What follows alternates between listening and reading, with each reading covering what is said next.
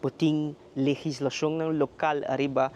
assunto ng marítimo, entre outros, aqui nang tayo parte importante de nos pescadores nang também ng seguridad arriba lama nos falta hopi legislação e nos de parte do ministério através nos esforço para percorrer a legislação na que bordo passado do parlamento uno para nos cumprir com a regulação internacional para garantizar seguridade também de nos aula territorial para todos que utilizar nos lama nos infraestrutura marítimo por fazer isso aqui de maneira safe. Tema ng também de aviação, maneira ICAO audit, Aruba está preparando para ICAO audit, nós temos comissão instituída que está atendendo isso aqui, nós temos audit ng assim e nós no momento na aqui está eliminando toda a conclusão negativa que está tendo para nós portar processo positivo que nós podemos concluir que Aruba também sai positivo para ICAO audit aqui de nosso aeroporto, de nosso departamento de aviação civil. Todo esse tema é sumamente importante e a parte importante do trabalho executivo com o Ministério de Turismo, Labor e Transporte.